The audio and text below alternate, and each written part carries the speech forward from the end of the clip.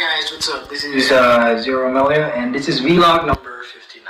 So, today we have a recorded session with BSN students from Centro Escolar University who did the interview with me. They did happen to send the interview questions 3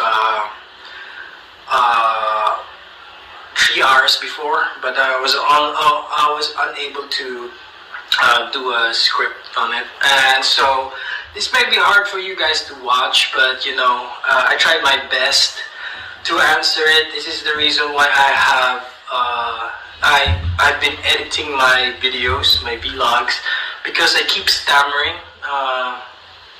I have to really think my answer is true. I'm really slow at coming up with words, but I was able to do the interview. But hey, if you like this one, give me a like and subscribe, and you know, just check this one out.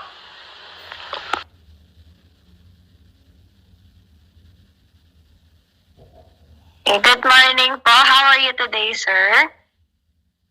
Hello, good morning. May we have the permission to record this interview for our course requirement? Yes. Thank you so much po. Again, good evening. And we are the students from BSN 4B2 Subgroup 1. I am Clarice Conyada. And here are my group mates. I am Jamie Blessy F. Batefora. I am Andrea Gigs Arbesa. I am Frances Mary Chavez. And I am Raul Justin de Los Santos. And the last one is I am Paul Anthony Arbelo po. Okay, again, good evening po. As fourth-year students, we have a course called Disaster Preparedness and Management in Nursing, which is essential in our future profession for us to be aware of our roles and responsibilities as nurses in times of a disaster and what we can do before, during, and after. This interview will help us to connect with you as an emergency responder, so we will have first-hand knowledge based on your story. This will also help us to know the impact it made in your life and how it affected you and your insights, so that we, future nurses, will have an idea of how emergency responders continue to be of help to others and still living with full of purpose. Hello po. To start with our interview, may we ask you to introduce yourself first po, your profession, background, and how did you become an emergency responder po? So, hello, my name is Dr. Zero Mella. I am a rural health physician and employed under the Olongapo City government. I am a certified U.S. Firefighter 1 and Firefighter 2 under the National Fire Protection Association in the state of Virginia. I was a certified nationally registered emergency medical technician B, also under the state of Virginia, and I am currently the program coordinator of the Disaster Risk Reduction and Management on Health, City Epidemiology and Surveillance Unit, and Emerging and Re-emerging Infectious Diseases here in Olongapo City. Although there was no informal appointment, I am also the de facto medical director of the Olongapo Fire Rescue Team. So, how did I become an emergency responder? Well, I was assigned to it because nobody else wants it or can handle the stress. This was way back in 2013 when Olongapo was hit with leptospirosis. The former physicians/coordinators of the emergency programs did a bad job, and I was offered to replace them, so I took it.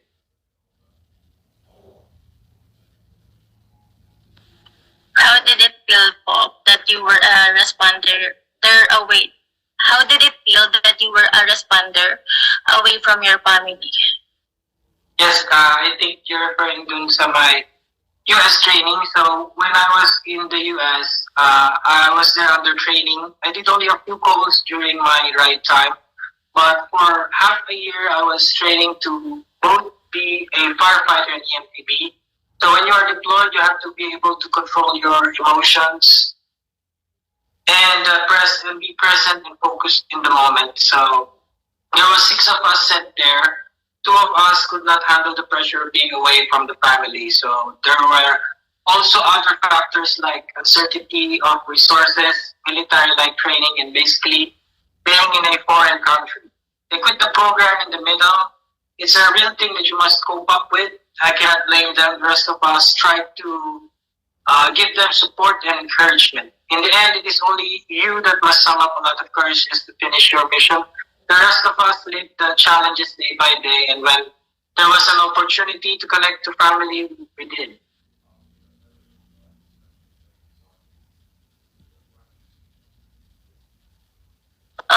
What kind of strategies and mindset is required for this role?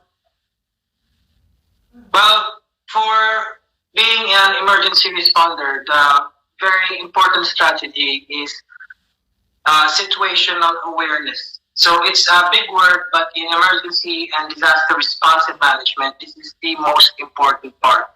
In layman's terms, this is just trying to get a real and honest picture of what is happening right now. The thing called marites is not allowed. You are not to assume that something is happening unless you know that it is happening. So in part, being honest is the key. Just an example, when you got into a call and you see a broken window in the front of the house, you don't just go in. Even if it's a heart attack 911 call, you should radio for the police. There's a lot of new emergency responders who has this hero complex, so they would risk their own safety just for the glory of it. In 2016, when I was in training, we were read a line of duty death report to which this example was described to. Two firefighter paramedics did the scene size up. They found the broken window. They did call the police, but when they saw in the window that the patient was having a seizure, they just went in. And then when they got in there, the patient came to, grabbed his shotgun and shot them. So, the risk is always your safety when it is when you are an emergency responder. Your life is always on the line. So your mindset should always be you have to stay safe so you can save more lives later.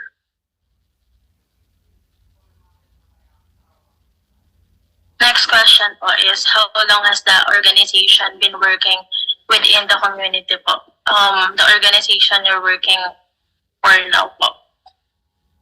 Alright, so the organization, the DRRMH, Disaster Risk Reduction and Management on Health, started actually as Stop Death, as a Stop Death program in the DOH way back in 1990s when everything was still centralized back then. But when the the local government code came to, every Stop Death program turned into the Health Emergency Management Staff, which is the emergency arm of the local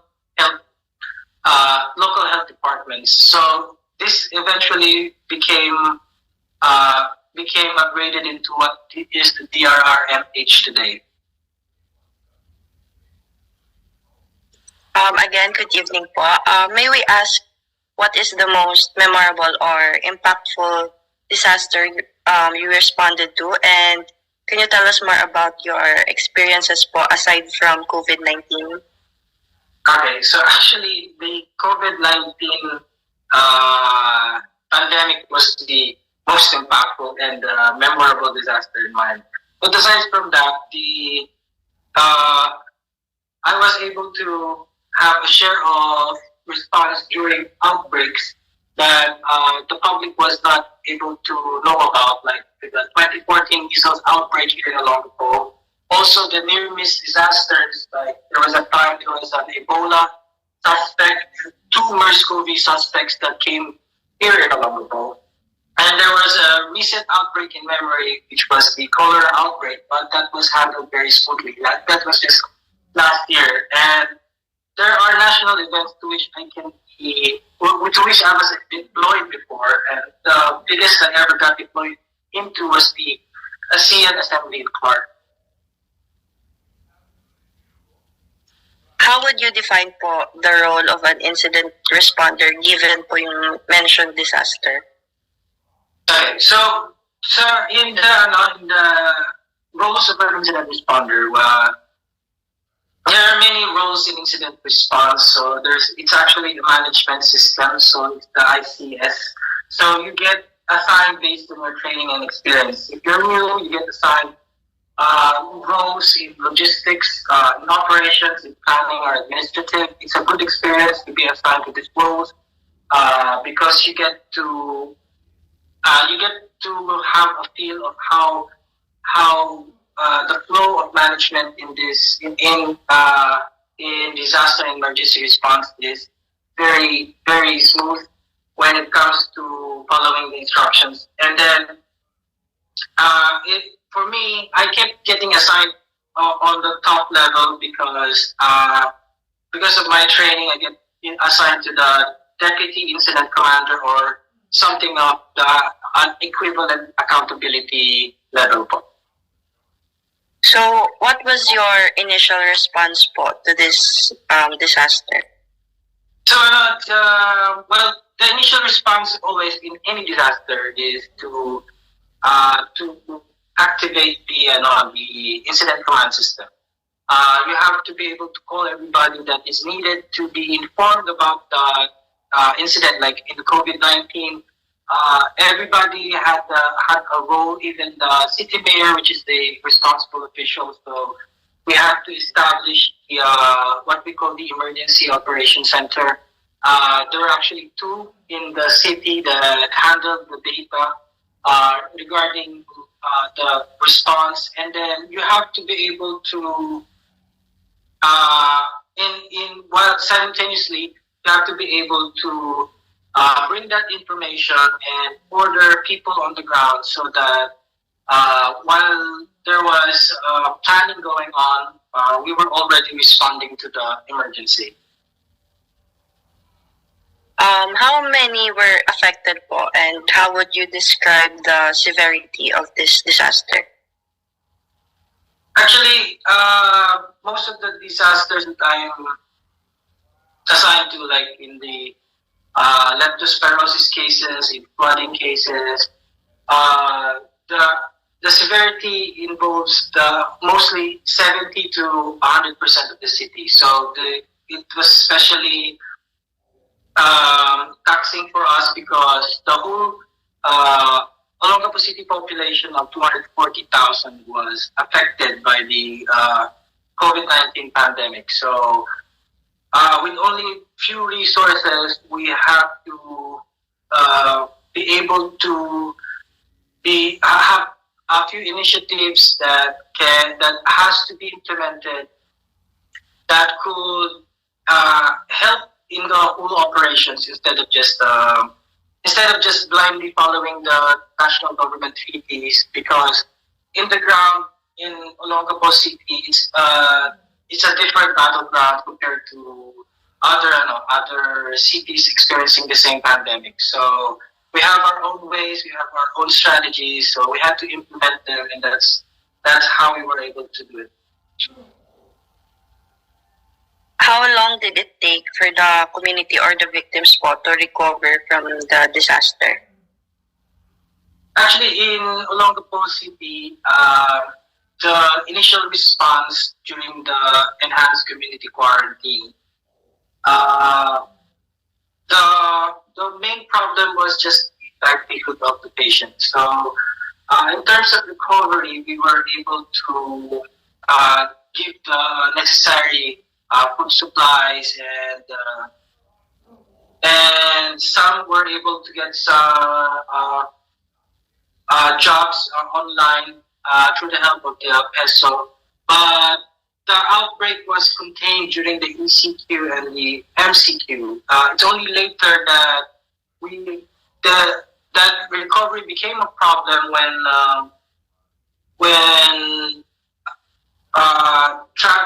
the community quarantines were abolished and everybody can go in and out of the city, which became like a second disaster for us here in Olongapo. So for the initial response made the Olongapo City recover faster during the initial response, but the second, like the outbreak that happened after the community quarantines were abolished, that's what the recovery was a little longer. It took us about another year when it started really when vaccination came into place in 2021. So, who are you working with po to accommodate the victims' needs? Yes. So since it's a management system, we work closely with every department that is involved in emergency and disaster response. So for especially the social welfare development, the BFP, the PNP, because you can't be the only one to handling the disaster. You have to have other people come in.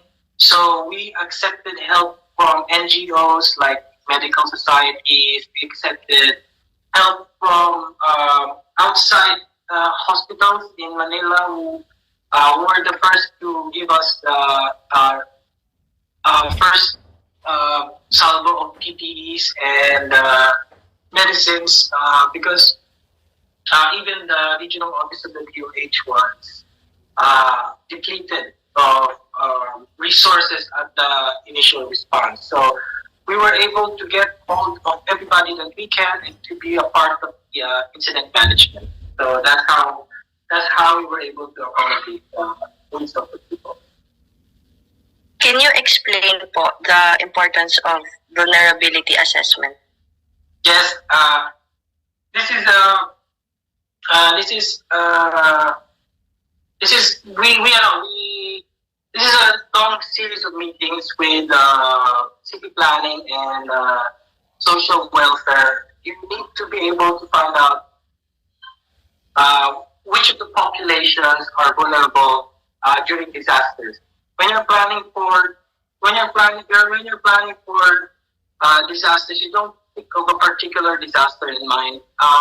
You have to think about an all hazards approach. So when you're doing planning, you kind of think of who will be the most affected, whether it be flood, earthquake, or a pandemic. So usually that's the children, the elderly, and people with disability. So when we are planning like the 3-year disaster plan, we take account the number of actual people who are registered as elderly, actual people who are registered as pregnant, the number of children, so per barangay, so that when these things happen, they can be, we can assume the what kind of response we can give, given that this certain population, like a barangay who has many children, what do we need in terms of psychosocial, mental support after the disaster. So we can request requisition for needs as the vulnerability assessment tells us how to respond to the disaster.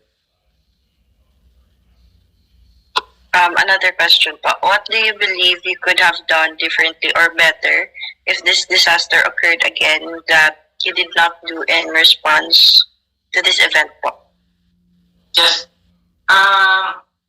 During the start of the COVID-19 pandemic, you can hear that the DOH was already able to come up with a plan.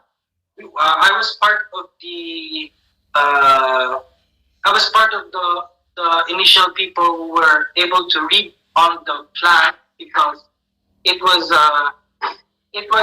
drafted from the National Influenza Plan. So the plan is there, but the problem was that since 2014, the plan for a pandemic was formulated already. You just need to change the words and change the resources. But the problem was that there was not enough of the resources that were prepositioned. Okay, so if in the preparedness level, since now that we were able to experience a countrywide or national disaster or pandemic, the mitigating thing that we can do, or the best thing that we can prepare for in case of another COVID-19 pandemic, is to prepare for the actual resources that will be needed. We need to stockpile them, the medicines, and be able to train all the needed responders. Because prior to the COVID-19 pandemic, there was only like a handful of people who were trained and able to respond, and because of that, I had to do like a boot camp training for most of the hospitals. I had to go to the emergency responders and train them in different ways. That should have been done prior to the disaster, not during or the initial phase of the disaster. So that was something that I would have done differently or better if this disaster were able to occur again. Thank you for that po.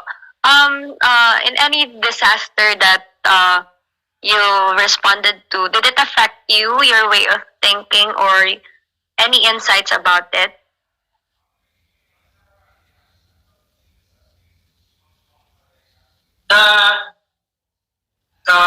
Well, in responding to disasters, especially in a protracted event like the COVID pandemic, yes, everybody gets affected.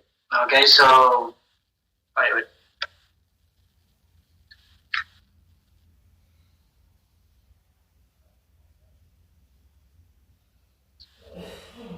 There was a time that a lot of doctors were refused to go to duty just because of the disaster. So it's an expected response. This happened already during the 1991 Mount Pinatubo eruption, where there were only a handful of doctors that remained in the city hospital.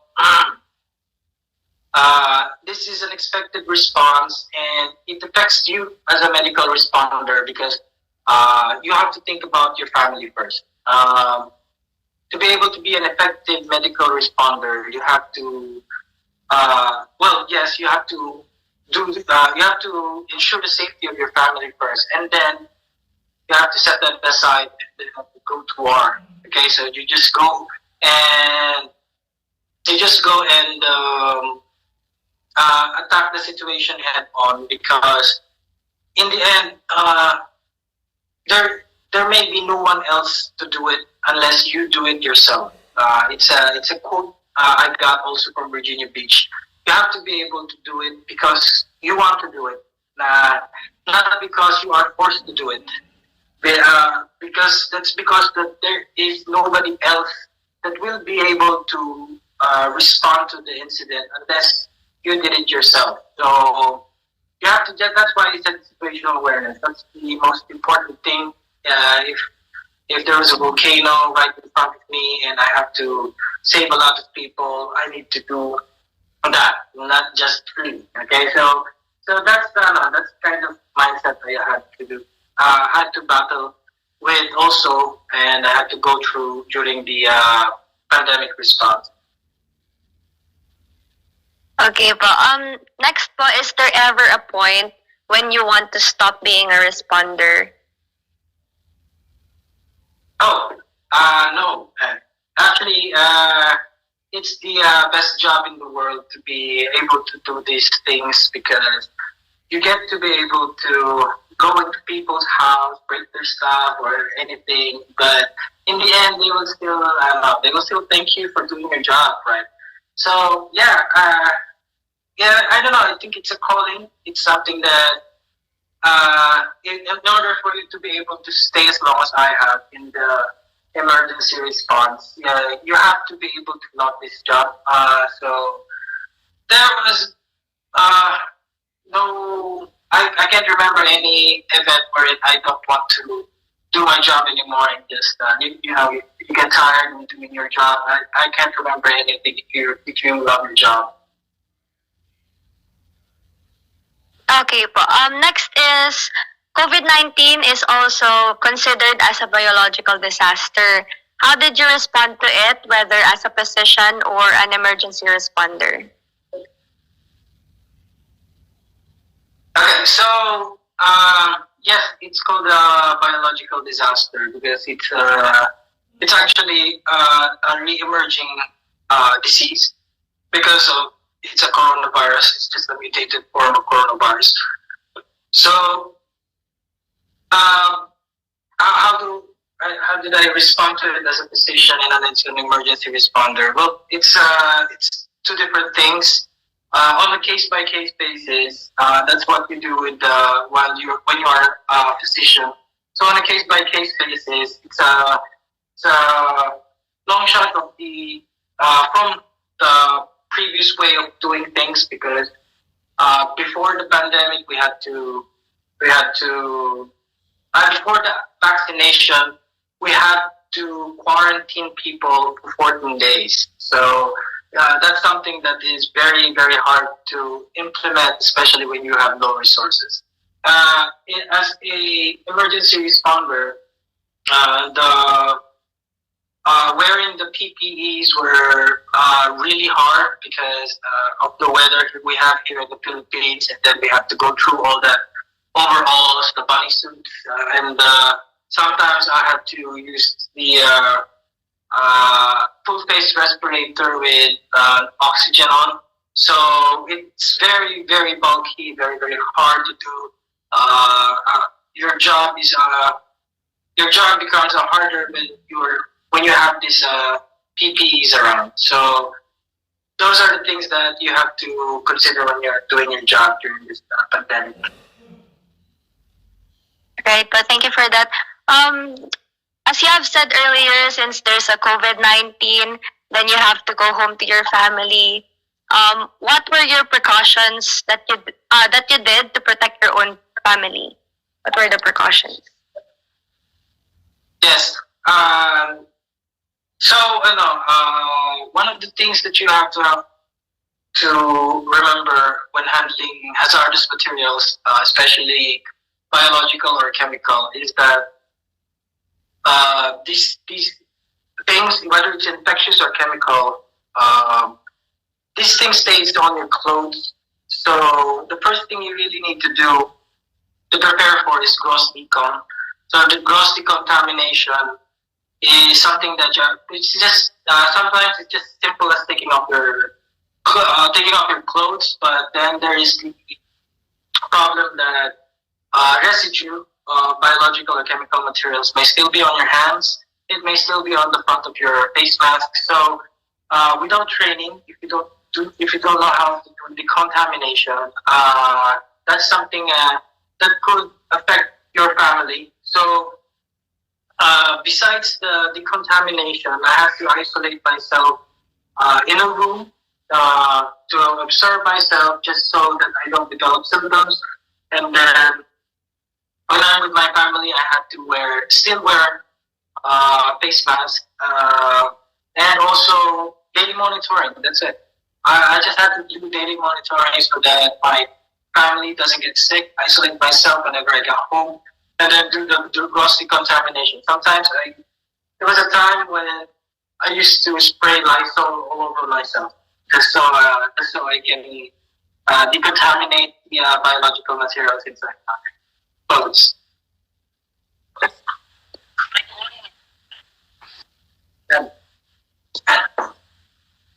To continue the discussion po, I am Jamie Blessy F. Batefora, and I also would like to ask more of your personal experience in being a physician during the time of the pandemic in the Philippines. So we are really interested to hear the perspective of a healthcare professional or emergency responder during the pandemic po. How has COVID-19 impacted your practice? Oh, so I'm in the community service, so there is no private practice in community service, but we do see patients pre-COVID almost every day with the tune of about 50 patients in health centers. So during the COVID pandemic, that was affected largely because we had to implement administrative controls so that the patients who have acute respiratory infections do not enter the health centers. It's part of the infection prevention control that was given to us by the Department of Health. So we had to place barriers inside the health centers.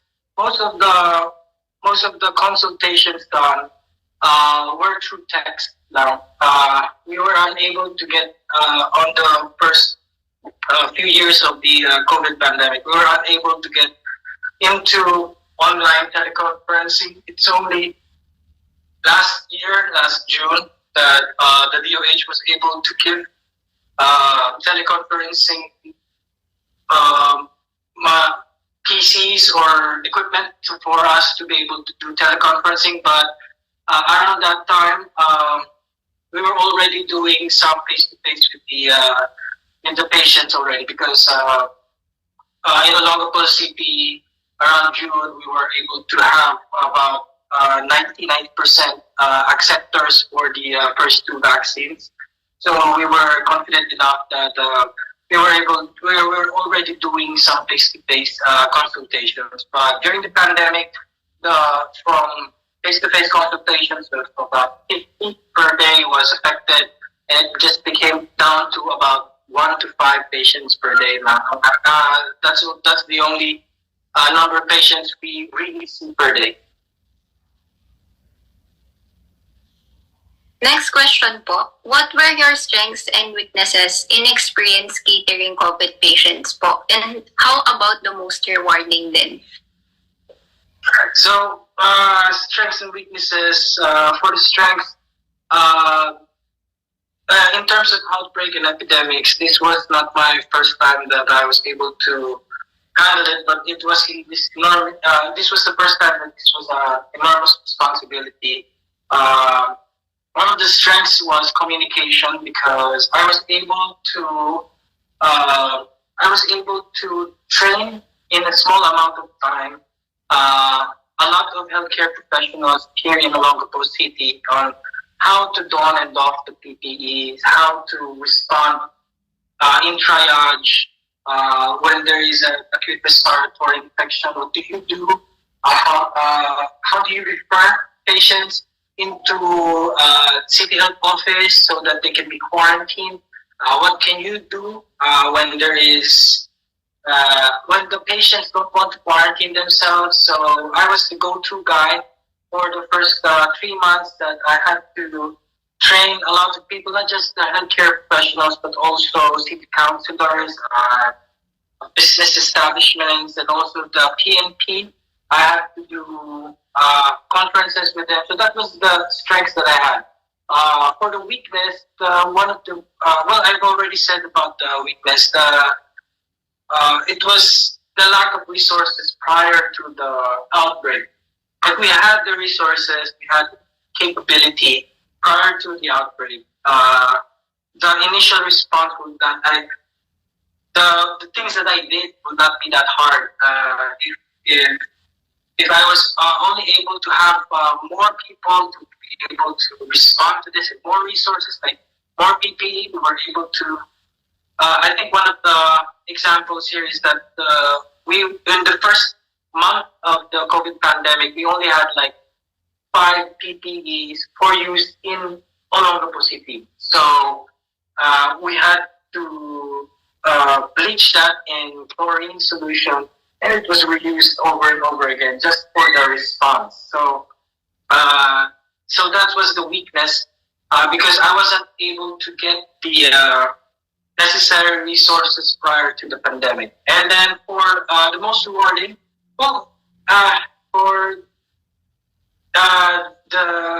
actually, I'm just surprised right now that a lot of people, because of the work that I did, are recognizing me now and thanking me for my contributions. during the COVID-19 pandemic. I didn't expect that. It was just something that I had to do because it was my duty. But then I got all these awards, recommendations, and I got recognized by the city mayor only recently, like last month, because the department was able to receive an award for efficiently handling the COVID pandemic. We were one of two. I think Aurora Quezon was also the other recipient, but it was in the province category, the city category. Olongapo City won in the Central Luzon Excellence Awards. So that was like one of the most rewarding things that we got from the COVID-19 pandemic. Congratulations po for that. Next po, how have you found the experience of interacting with patients while wearing PPE, especially the role of communication between patients and as an emergency responder or as a physician? Okay, so the main problem with PPEs is usually the visibility. So I have been able to try all kinds of PPEs, even the simple face shield. Visibility is always a problem. The heat, not so much if you're accustomed to it, but during the first time that you were able to don the PPE, and then you find out that it's non-porous, so the sweat will build up on your inner clothes. So that's disconcerting.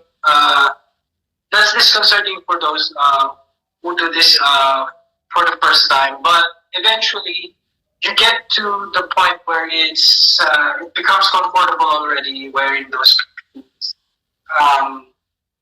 The main problem here is just how to take notes, because you can't see the patient clearly, and how to do the proper auscultation and the proper physical exam.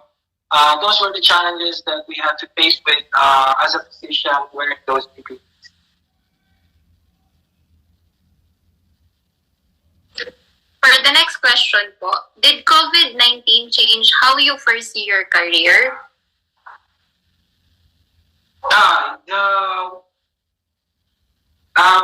With the emergency and disaster management, I'm still on track with my career because it's part of it's part and parcel of my duties here in Olongapo City. So I'm the one handling the emergency and disaster response. So basically, it doesn't affect any part of my career. How did your organization prioritize employees' health and wellness po? Yes, that's a good question. In the start of the pandemic, those who were vulnerable, so we did a vulnerability assessment early on. So those who are vulnerable were not allowed to go on duty. They became consultants or somebody that can handle the information.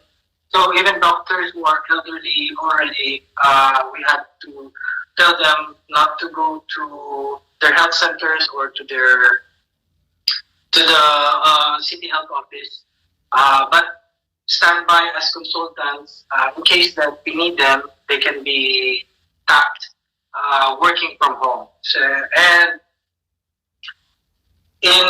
for the initial testing for COVID PPEs, we were able to provide all of those in the city health department because we were the ones who were the first ones to get all of those antigen kits. We were the ones first to get those PCR kits. So we were able to do diagnostic testing, and actually in the also the PPEs,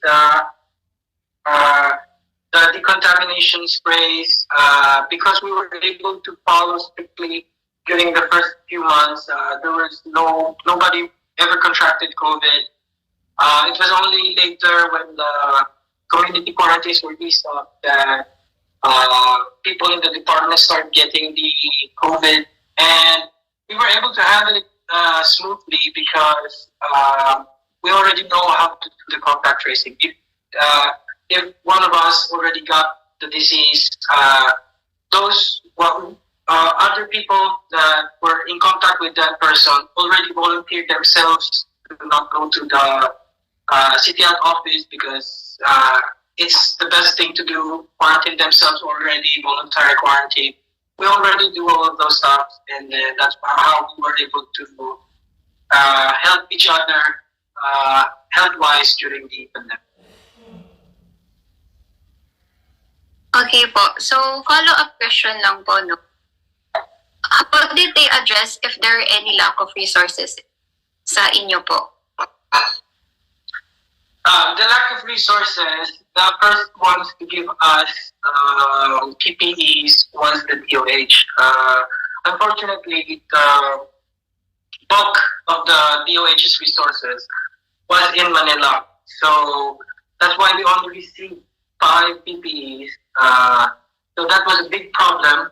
But because we had prior relationships with other organizations, the OCMS, the Olongapo City Medical Society, which was partly most of them are occupational therapists and occupational physicians. They were able to give us more than 200 PPEs that was used in factories that closed down during the ECQ, and those were the first PPEs that we got that were from outside the DOH, and then other organizations like fraternities, medical fraternities in Manila, who were able to give some PPEs to us.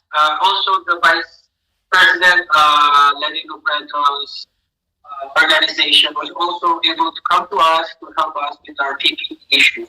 For the resources, most of the resources, the medicines, never ran out in Olongapo City because we had good tie-up with pharmacies, with local pharmacies, because this became an issue before during the leptospirosis and also the Mount Pinatubo eruption, when there was a problem with pharmacies. So, like a memorandum of understanding, like a really old memorandum of understanding, the pharmacies here are ready to contribute their resources immediately. That's why we never run out of paracetamol, unlike in other areas in the Philippines. For the last question po, what lessons have you learned during the pandemic as an emergency responder or being a physician that you would like to share with us po as healthcare professionals in the future? Well, lessons learned. One of the lessons I've learned in the pandemic response is that you shouldn't force people to do things that they don't want to do.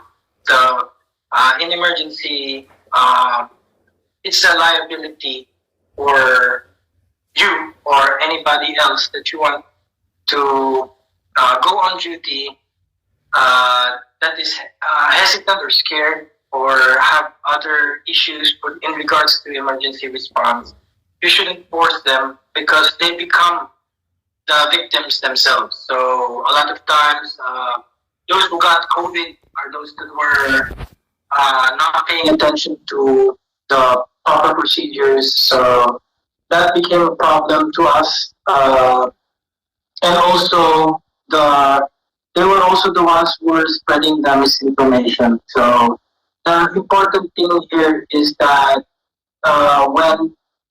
when there's a disaster or there's an emergency, you have to be wholehearted in the response, and you have to protect the integrity of your institution or organization. all the bad habits should go out of the door, and you should be present in the moment, and do everything that you can. And then when it's time to rest, you have to go to rest. You have to go to rest because you have to go on duty again. So if it's an 8-hour duty, finish those 8 hours, go home, be with family, and then come back refreshed. That's important that you be able to process all of these things and not be stressed out, because a lot of times the during the response, some of us had to go to stressful situations when we had to go to like 24 hours for more than 36 hours of duty. That's not healthy. That's not advisable. And the most thing that is advised for would be emergency responders or healthcare professionals in the emergency response field is that you have to know the limits of each person in your group. And I think that's all that I can share with you guys.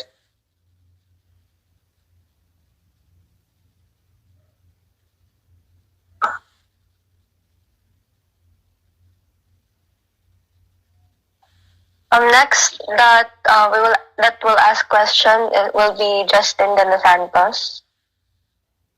So hello, good day, sir. I'm Justin De Los Santos. So here is my question, sir, with regards to the experience you shared a while ago. Here are the following questions. First, what is the importance of teamwork for you as an emergency responder? Okay, so each responder has a different skill set. So even though everybody has been on the same training, like in EMT or you're a physician, everybody got the MD, everybody got the nurse certification.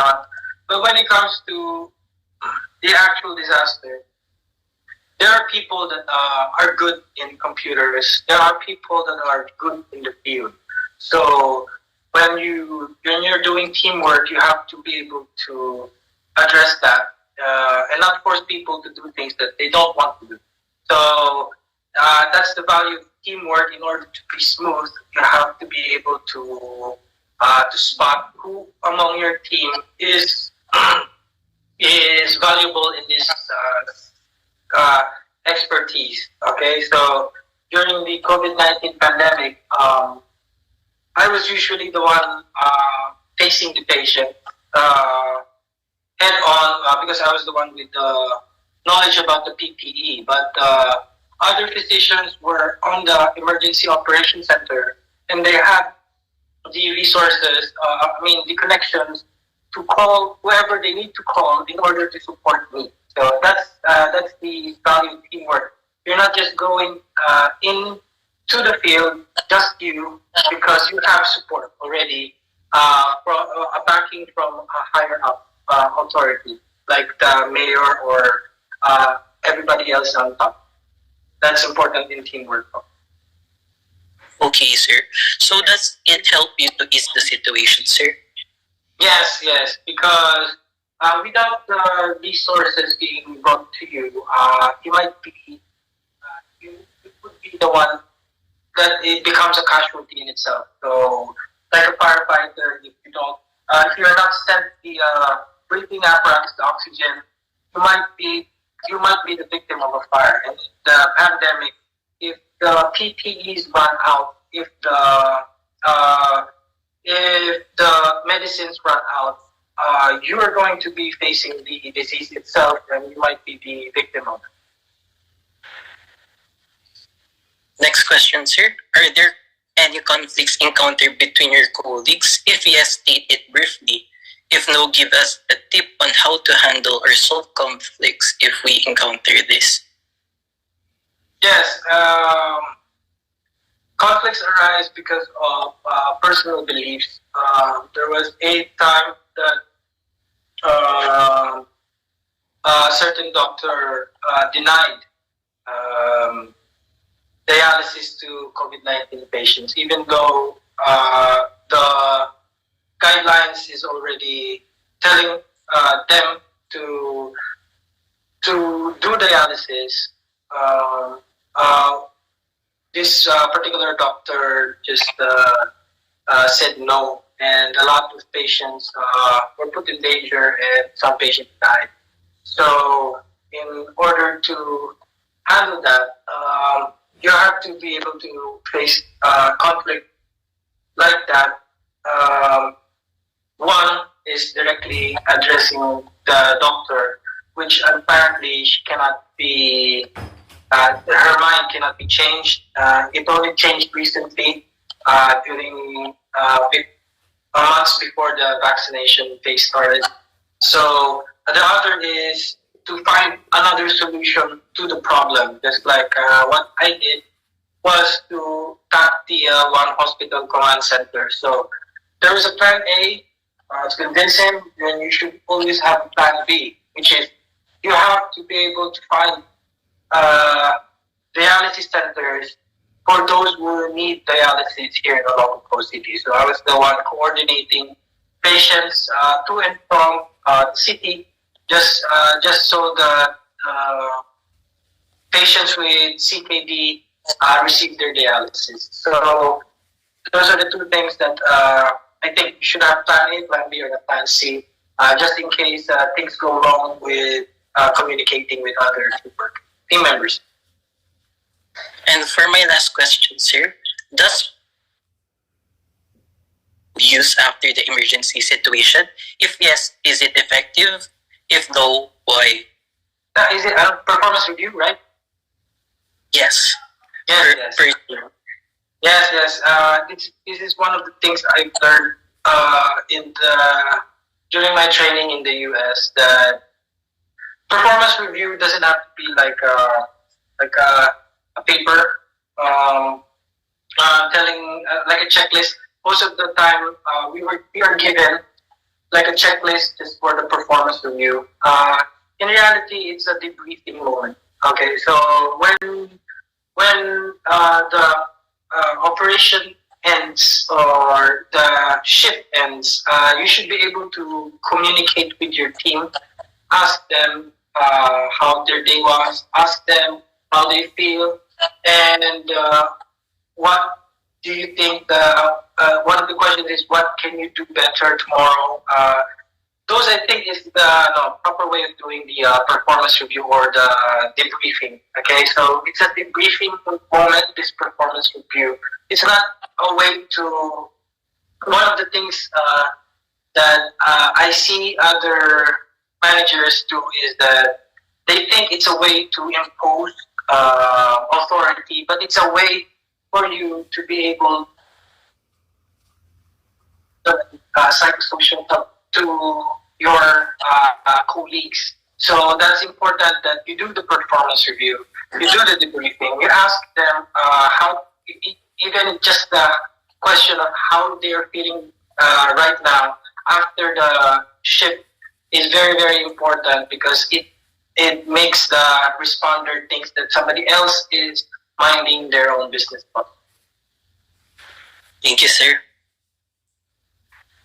Good evening again, sir. This is my question.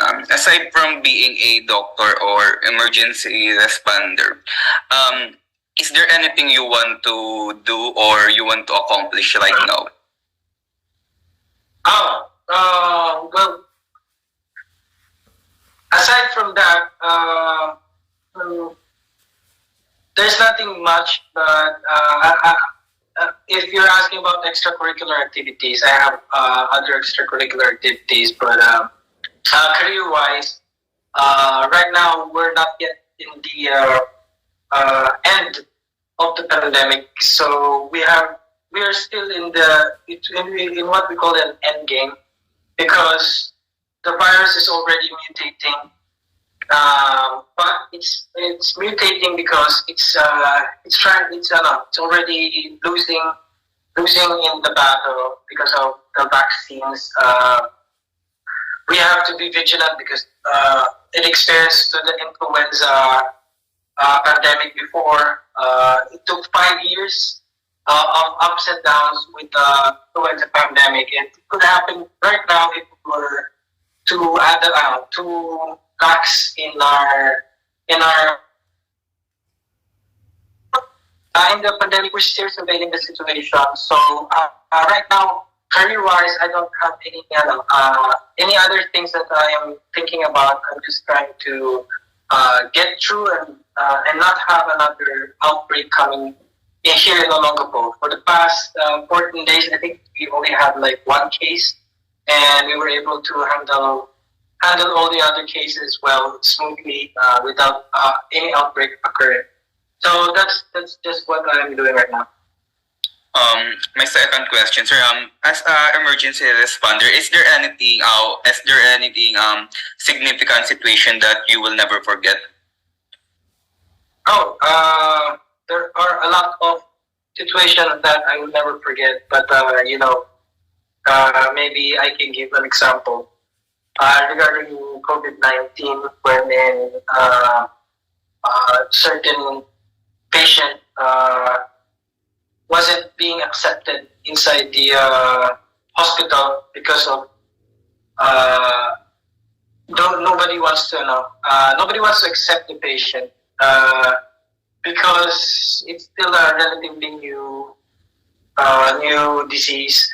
So it had to take me to go to the emergency room just to do the PE and admit the patient myself, just so that the nurses would know that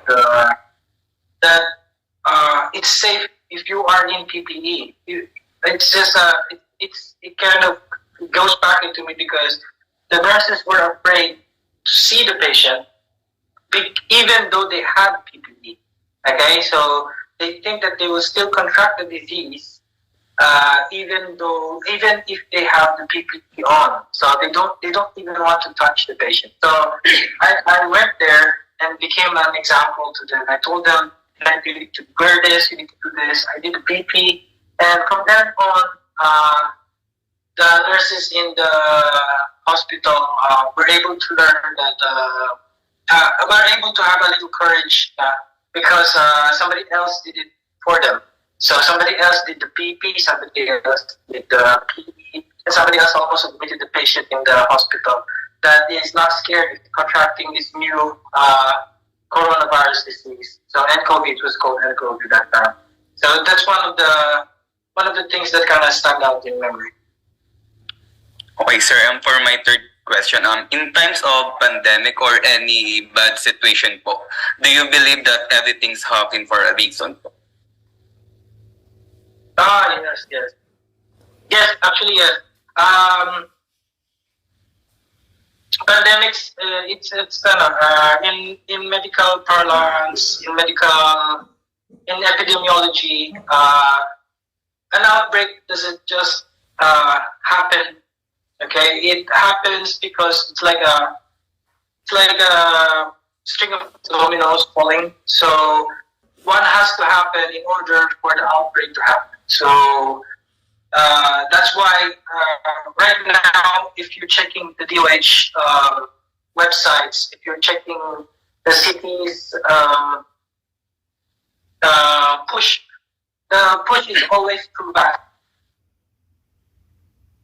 In 2014, the measles vaccination happened because the fully immunized children in Olongapo City during 2013 dropped down to about 60%. So when that happened, it was only a matter of time when the measles outbreak here in Olongapo City became almost uncontrollable, but we were able to respond to that. So in COVID pandemic, it happened because there were a lot of safeguards that should have been placed, and in Olongapo City, we were able to place those safeguards faster than the DOH. We were the first ones to actually say to the people to wear face masks 1 week before the DOH. So I know that was the I think the problem with the response. For my fourth question, I think this is very personal question. Permission to ask you this question, sir. If there is unexpected event and you have the ability to save someone's life between your life or your family, who would it be and why? Between my life and my family. Yes. No, I didn't understand the question. The emergency situation is trying to save my family. Is that it? Is it trying to save my family, and I have to choose whether I have Or to yes. save? Okay. So in a certain situation like that, you know that it's part for me as a selfless behavior. You know, I guess when you're this old, it's very easy to answer that question. When you are when you are younger and you have a young family, sometimes it's you can't think of the answer. But right now, since I'm older, I've experienced a lot of things.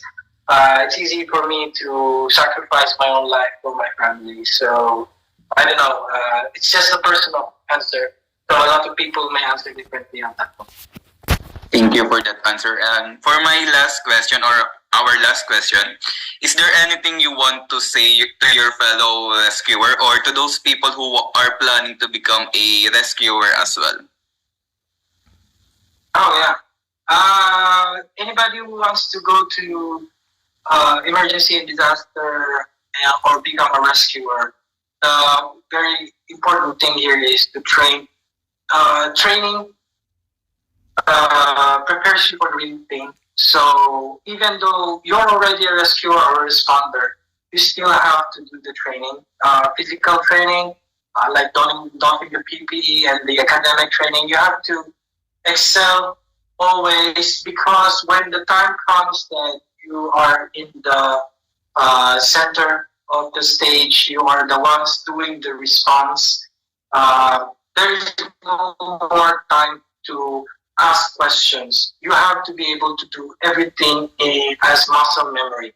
So when you're doing the quarantine, when you're going in and asking for or doing the PE or the physical exam with the PPE, you have to be able to be. It's not supposed to be your first time in the field. So always train as if your life depended on it.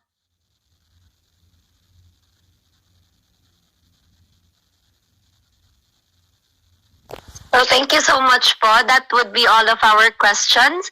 Thank you so much again for lending us your time and sharing your story and insights about being an emergency responder.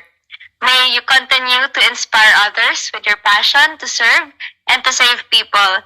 So before we end po, sir, do you still have anything you would like to say or share?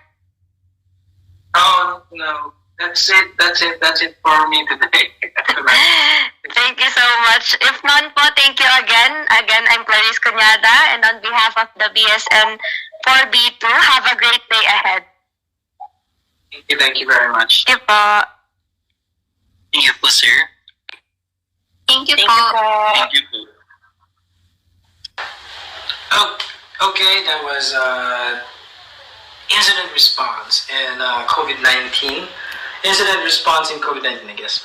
I guess I'll be calling that the title of today's vlog. And hey man, if you like this video and if you have violent reactions, it's okay. You can comment down below. If you're on YouTube, follow, like, and subscribe to my channel. I'm doing vlogs again, and unfortunately I am doing also this vlog, and I'll be uploading it on Facebook instead of the usual way. Apparently I have more viewers in Facebook. Thank you very much for your support, guys, and those who have listened to how bad I am in English. If you have comments or violent reactions, it's okay. I mean, part of the interview, or most of the interview, I had to think the answers on the fly, and it was very difficult. So sorry. That's why I don't get much speaking engagements. But you know, the speaking engagements are telling me, are giving me experience, because I was way worse before. That's why I was doing this vlog in the first place, because I'm really bad at it. in doing lectures and doing impromptu interviews in English. I can do vlogs in Filipino, but because of YouTube issues, I started with an English vlog, so I'll be continuing with the English vlogs. Also, I'll be doing something out with vlogs, so watch out for that. Thank you very much for staying with me. I think, even though I have not been posting for the past 2 years, my subscriber count increased to about 2,900. So I think I'm going to reach the 3K level. Hopefully, if I continue what I'm doing, I'll get the 10K level. And thank you very much for watching. It's me again, and it's me, always, Dr. Zero Mella. Mabuhay, and peace out.